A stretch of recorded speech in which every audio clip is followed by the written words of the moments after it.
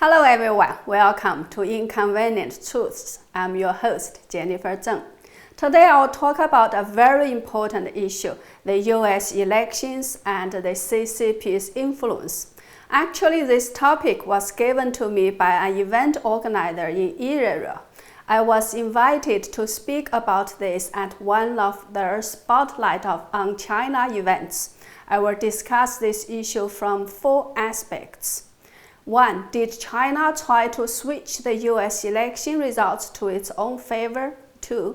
What can other countries learn about Chinese influence? 3. How do American elections influence public opinions inside China? 4. When can we expect a democratic election in China?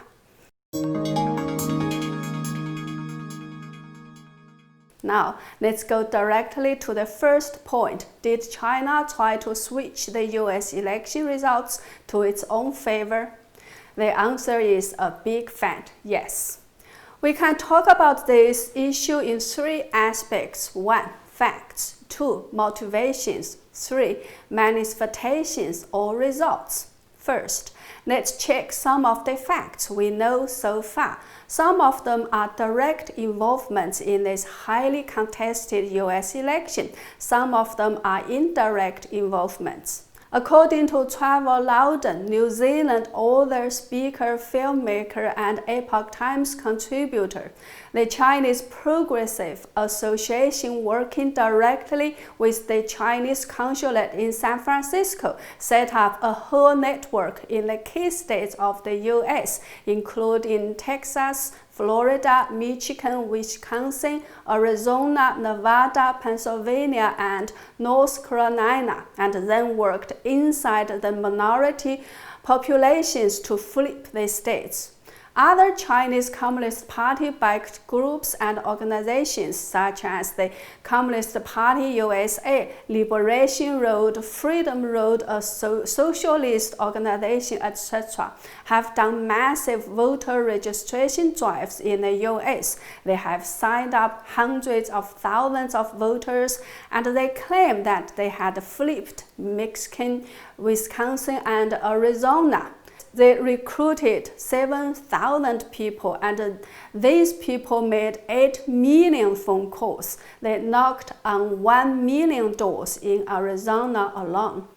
Other indirect involvements including A leaked audio file leaked on November 27th showing a Chinese-speaking man ordering a large number of fake ballots from China.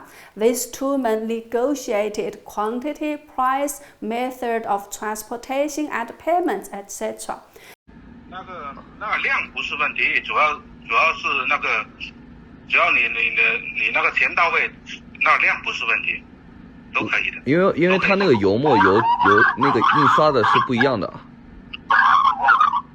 印刷不一样是吧？对啊，因为你仔细看一下，它那个选票的那个印刷是不一样的。那个没关系，我会看着那个图片来做这边。然后到时候你们这边发物流的话怎么发？因为我这边订的话就是大量的订这样子。大量订那个发物流的话。一般好像也要好几天哦，物流比较慢。发国际可以吗？我看一下，发国际好像也是走物流啊。可以走是吧？你这边费用的话多少钱打印一张？我这边现在叫人给你转。那个跟上次一样啊。OK， 好，我知道了。你再把2维码发我一遍，谢谢。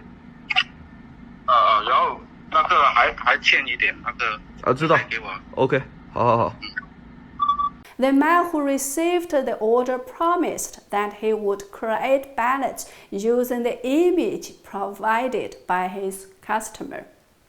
Before this audio file was leaked, on November 4th, while watching the live stream on USA Today, some overseas Chinese audience were surprised to see that an envelope from SF Express was checked at a poll center, as SF Express is a very famous Chinese courier company. People became curious why SF Express had anything to do with the US election. It was then confirmed by SF Express that the company doesn't provide services inside the US, so that the envelope could only have been sent from China to the US. Before the US election, both in 2020 and 2019, tens of thousands of fake US driver licenses and documents from China were seized in US cities, including New York, Chicago, Cincinnati, Port in Ohio, etc. These are only those that were found and seized. How many have already come in without being found and seized? What is the purpose of importing so many fake IDs from China? People have every reason to believe that they could be used in this election to create fake votes, especially when in some places there were more votes cast than people. Okay, these are some of the facts we know so far. We all know that when a court examines a criminal act, it usually looks at three aspects: motivation, acts, and consequences. If we also adopt this kind of method, we need to step back a little bit from the dazzling phenomena and examine whether the CCP has a motivation to interfere with the US election. If we check the CCP's history, it can be roughly divided into three stages. Stage 1, from its establishment in 1921 till it took power in China in 1949. In this period, the CCP's main task was to overturn the legitimate Chinese government and establish its own regime. It succeeded. Stage 2, from 1949 to 1978, when the CCP adopted the so-called reform and opening up to the outside world policy. In this period of time, the CCP had been launching all kinds of political campaigns to purge what it saw as bad elements of the society. Tens of millions died of unnatural deaths, including starvation.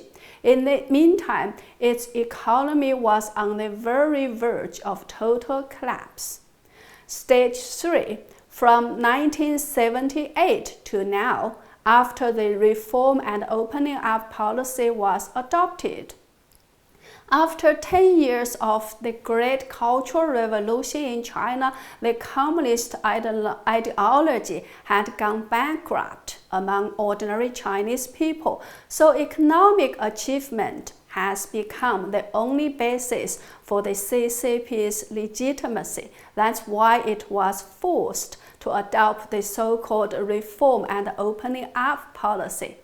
After the CCP opened its door and relaxed a little bit of its control over the economy, foreign investment, companies, technology, etc. all flooded in. In the meantime, especially after the CCP was allowed to join the WTO in 2001, cheap goods from China flooded the world markets. So dumping other countries' markets, unethical competition, IP theft, forced technology transfer, exploitation of Chinese workers, irresponsible environmental policies, overuse and abuses of natural resources, etc. The CCP's GDP grew from $218 billion in 1978 to 14,363 billion in 2019, which is almost 65 times more, or about 6,500% growth.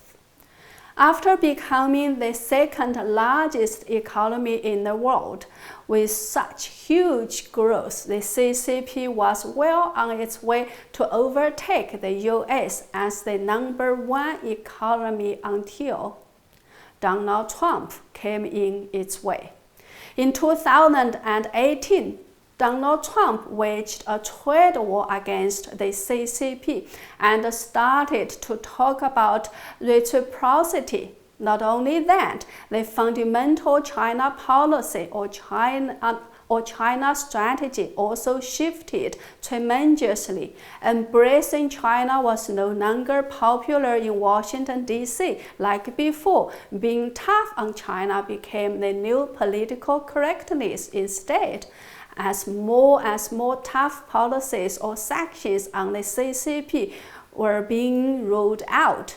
In a very short period of time, people started to see that the CCP was the real paper tiger. Without the market, economy, and investment from America and other Western countries, the CCP's economical legacy could become a burst bubble at any minute. Maybe the outside world still didn't realize this that clearly, but the CCP definitely felt it and was very much frightened. If they couldn't stop Trump, if Trump's policies were to be carried out steadily, the CCP would be definitely pushed into a dead end. So, for the CCP to ensure that Trump is not re-elected is a matter of life and death. Okay, that's all for now. I will continue to talk about this very important topic in my next episode.